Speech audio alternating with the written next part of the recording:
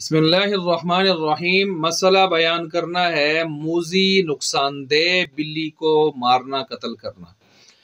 اہل علم کے اس بارے میں دو قول ہیں کہ اگر کوئی بلی انتہائی نقصان دہ ہو جائے اور نقصان کرنے پہ آ جائے اور کوئی حل نظر نہ آتا ہو تو پھر ایسی صورت میں کیا ایسی بلی کو مارنا جائز ہے؟ تو اس میں دو قول نظر آتے ہیں۔ ایک قول تو ان علماء کا، اہل علم کا ہے کہ جن پر فقہ اور تفقہ زیادہ غالب ہے، وہ تو پھر عام اصول کو ہی لے لیتے ہیں کہ جب نقصان دہ چیز ہو کوئی بھی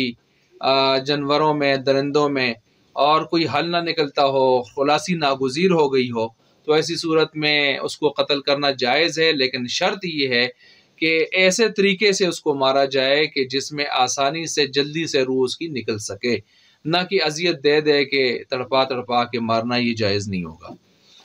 البتہ دوسرا جو قول ہے ان اہل علم کا ہے کہ جن پر حدیث اور سیرت کا رنگ زیادہ غالب نظر آتا ہے، تو وہ یہ کہتے ہیں کہ نہیں، بلی کو نہیں مارنا چاہیے،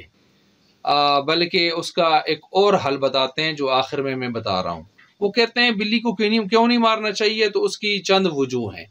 پہلی وجہ یہ ہے کہ یہ بلی دیگر جانوروں اور درندوں کی طرح نہیں ہے، اگرچہ درندہ اس کو کہا گیا ہے من السباع، لیکن ان کی طرح، عام درندوں کی طرح، بیڑیے یا کتے یا اس طرح کی درندوں کی طرح یہ نہیں ہے، بلکہ حدیث میں اس کو طوافات کہا گیا ہے کہ یہ تو گھروں میں آتی جاتی پھرتی گھومنے پھرنے والی چیز ہے، تو گھروں میں عام طور پر گھروں میں آتی جاتی اور پھرتی رہتی ہے، طواف کرتی رہتی ہے، اس لیے فرمایا انہا لیست بنجسن، یہ تو نجس نہیں ہے، یعنی اس طرح نجس نہیں ہے جس طرح کے باقی جو درندے ہوتے ہیں۔ انہا من الطوافین علیکم والطوافات، یہ تو آتی جاتی گھومتی پھرتی ہے گھروں میں۔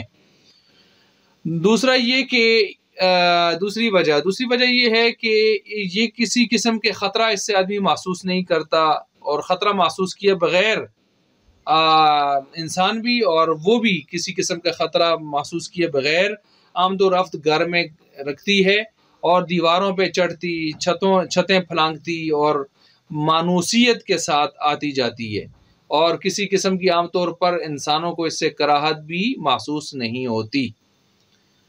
اچھا، تیسری وجہ یہ ہے کہ یہ پالتو بھی ہوتی ہے، بعض لوگوں نے اس کو باقاعدہ بلیوں کو پالا ہوتا ہے۔ چوتھا یہ ہے کہ خیر القرون میں بھی ہمیں کچھ اس طرح کے واقعات نظر آتے ہیں کہ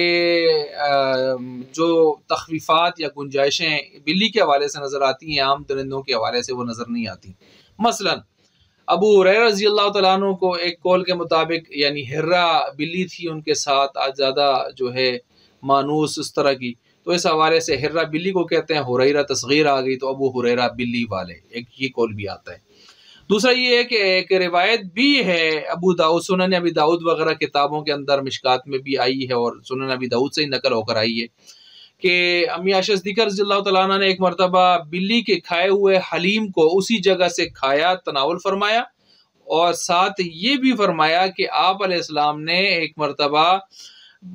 جو ہے بلی کا بچا ہوا پانی اس سے وضو فرمایا تھا۔ تو یہ بھی ہمیں، یعنی اس طرح کی چیز ہمیں مل رہی ہے۔ اسی طرح ایک پانچویں وجہ یہ بھی ہے کہ ایک بعض روایات میں بلی کو خادم کے ساتھ تشبیہ دی گئی ہے۔ چھٹی وجہ اس کی یہ بھی ہے کہ ایک عورت نے، حدیث میں جیسے آتا ہے، بلی کو باندھے رکھا اور یہاں تک کہ وہ تڑپ تڑپ کے بھوک سے، پیاس سے مر گئی، تو آپ علیہ السلام نے فرمایا اس بلی کی وجہ سے یہ جہنم میں چلی گئی یہ عورت، یہ اس کو کھولتی، وہ کچھ کھاتی پیتی، حشرات الارض وغیرہ پر اپنا گزارا کرتی، لیکن اس ظالمہ نے اسی طرح باندھ کے مار دیا اس کو، تو جہنم میں چلی گئی یہ عورت۔ نمبر 7، اس کا جھوٹا نجس عام درندوں کی طرح نہیں ہے، کتا تو منہ ڈال دے تو فتویٰ عبداللہ بن عباس رضی اللہ تعالیٰ عنہ کے قول پر ہے کہ 3 مرتبہ دھونا ہوگا، مانجنا ہوگا، نچوڑنا ہوگا، اس کپڑا ہے تو مانجنا ہوگا اگر برتن ہے، اور ابن مغفر رضی اللہ تعالیٰ عنہ کی روایت میں تو 7-8 مرتبہ کا ذکر آ رہا ہے۔ لیکن یہ جو بلی ہے اس کا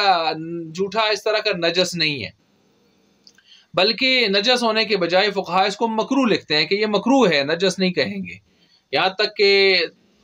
ایک فتویٰ دارالعلوم دیوبند کا میری نظر سے گزرا کہ دودھ میں اگر منہ ڈال دے اور استطاعت ہو آدمی کے پاس دیگر اور دودھ کی، تو پھر وہ چاہیے کہ اس کو ڈیل دے اور دوسرا دودھ لے لے، لیکن اگر طاقت نہیں اور اسی دودھ کو استعمال کر رہا ہے تو گنجائش ہے، کیونکہ نجس نہیں ہوا ہی استعمال کر سکتا ہے۔ اسی طرح وضو کے پانی کا مسئلہ و سلسلہ ہے۔ تو بہرحال یہ 7 وجوہ میں نے پیش کی ہیں، اور بھی ہیں کہ جن کی وجہ سے مارنا ٹھیک نہیں ہے اس کو، اور بندہ کی اپنی رائے بھی اسی کے مطابق ہے۔